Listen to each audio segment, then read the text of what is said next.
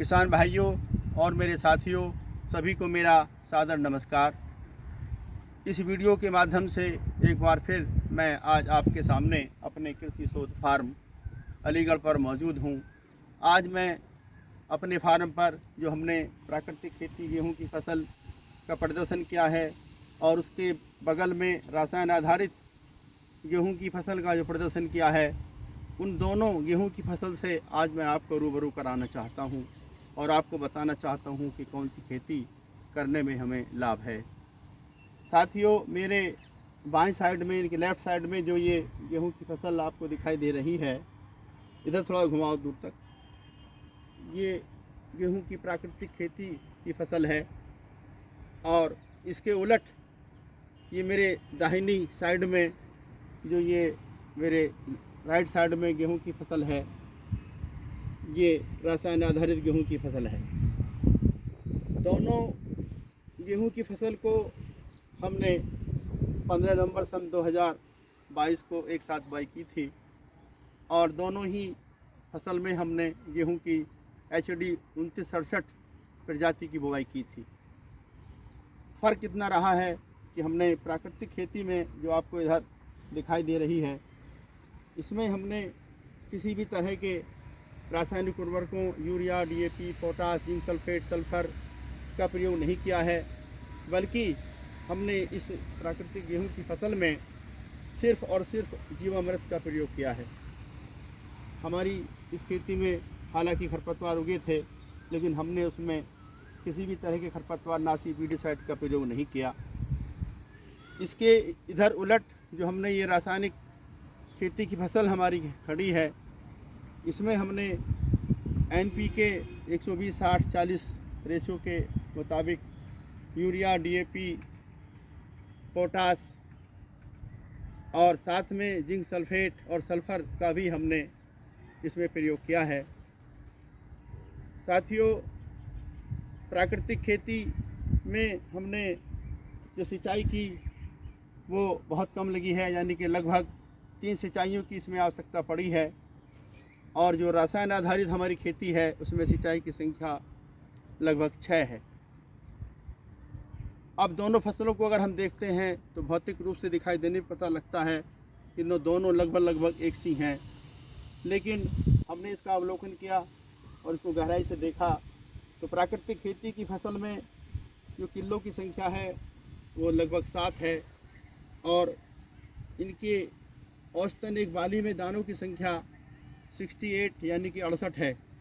ठीक इसके उलट इधर ये हमारी जो रसायन आधारित गेहूं की फसल है, इसमें किलो की संख्या हालांकि 9 है, लेकिन इसकी औसतन बाली में दानों की संख्या सिर्फ 52 है।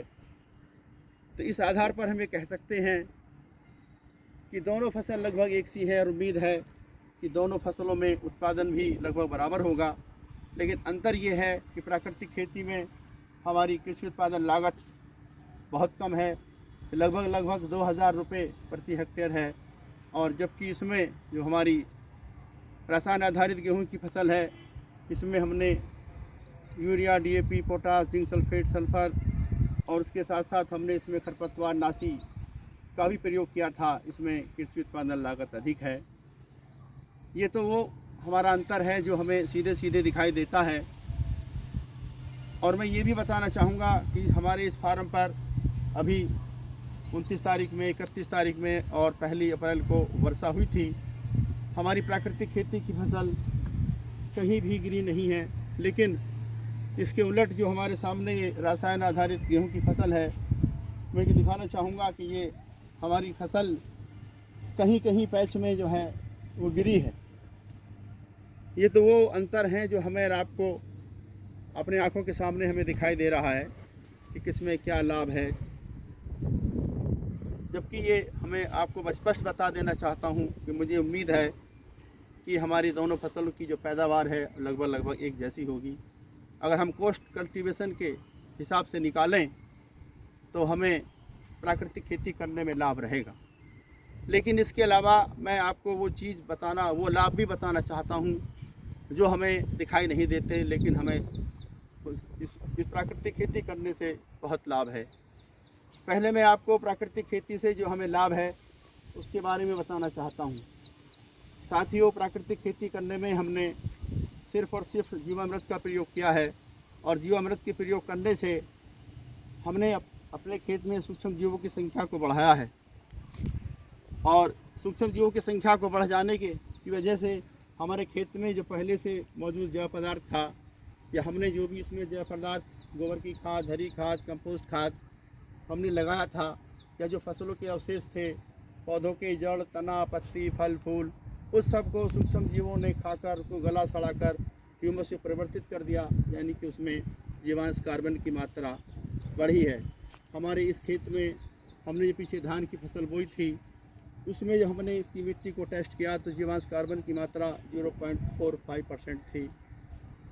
जब हमारे खेत में जीवांश कार्बन की मात्रा बढ़ गई तो हमारा इससे ये लाभ होता है कि हमारी भूमि की जो भौतिक, रासायनिक और जैविक दशा है उसमें सुधार होता है, यानी कि हमारी भूमि की जो उर्वरता है वो निरंतर बढ़ती रहती है।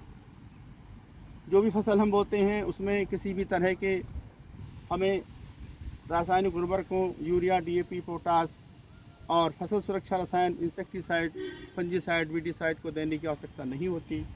इससे हमें आर्थिक बचत होती है। प्राकृतिक खेती करने में सिंचाई की कम आवश्यकता होती है, यानी कि हमें पानी की बचत होती है और हमारा भूगर्भ जल स्तर ऊपर उठता है। प्राकृतिक खेती करने में जो हमें भोजन, हवा और पानी वो हमारा प्रदूषित नहीं होता है। प्राकृतिक खेती करने से प्राकृतिक संसाधन हमारे क्षीण होने से बच जाते हैं, हमारी जैविकता मजबूत रहती है और जो उत्पादन हमें मिलता है वो जहरीला नहीं होता, जिसके खाने से हम आप सब बीमारियों की चपेट में नहीं आते हैं। इसके साथ साथ जो भूसा हमें मिलता है वह भी स्वादिष्ट होता है और पशुओं के लिए स्वास्थ्यवर्धक होता है। ठीक इसके विपरीत हमारे सामने जो ये रसायन आधारित गेहूं की फसल है, इसको करने से हमें क्या नुकसान है, मैं उसके बारे में आपको अवगत कराना चाहूँगा कि रसायन आधारित खेती में हमने रसायनों का प्रयोग किया है। Urea, DAP, potash, insecticide, fungicide, weedicide का प्रयोग करते हैं। उसकी वजह से हमारी इस खेत में सूक्ष्म जीवों की संख्या निरंतर कम होती रहती है।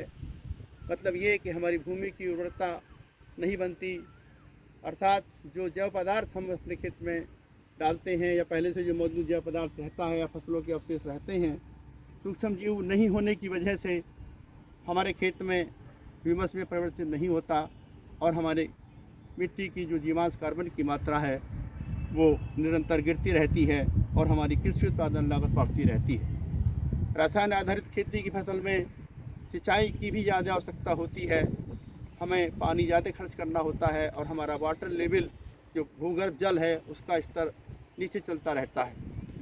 हमारा भोजन, हवा और पानी भी इससे प्रदूषित होता है। हमारे प्राकृतिक संसाधन क्षीण होते रहते हैं, हमारी जैव विविधता भी कमज़ोर होती है।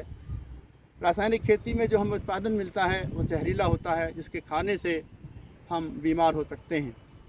इसके अलावा जो भूसा या चारा हमें मिलता है उसको जो हमारे पशु खाएंगे तो वो भी बीमार हो सकते हैं और जो उनसे हमें दूध प्राप्त होगा वह भी जहरीला प्राप्त होगा। साथियों, इस तुलना के बाद, दोनों खेती से आपको रूबरू कराने के बाद हम इस नतीजे पर पहुँचते हैं कि कुल मिलाकर हमें रसायन आधारित खेती के मुकाबले प्राकृतिक खेती करने में ज़्यादा लाभ है।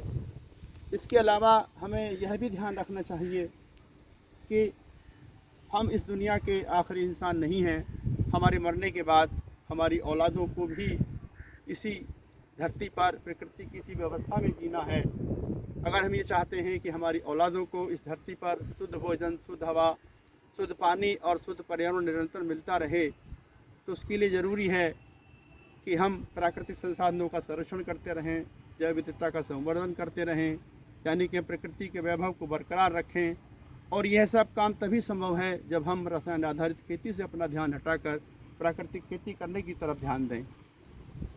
साथियों, आपने मेरी बात को सुना। अगर आपको मेरी बात अच्छी लगी हो तो हमारी इस वीडियो को अपने किसान भाइयों में, अपने दोस्तों में, अपने साथियों में ज़्यादा से ज़्यादा शेयर करने की कृपा करें, ताकि हमारे किसान भाई रसायन आधारित खेती से अपना ध्यान हटाकर प्राकृतिक खेती करने की तरफ ध्यान दें और हम अपनी इस प्राकृतिक खेती की मुहिम को उसके मुकाम तक पहुंचाने में कामयाब रहें। साथ ही हमारे खेती और प्रकृति के चैनल को भी सब्सक्राइब करने की कृपा करें, ताकि आगे आने वाली हमारी वीडियो आपके पास आसानी से पहुंचती रहें। सभी का बहुत बहुत धन्यवाद।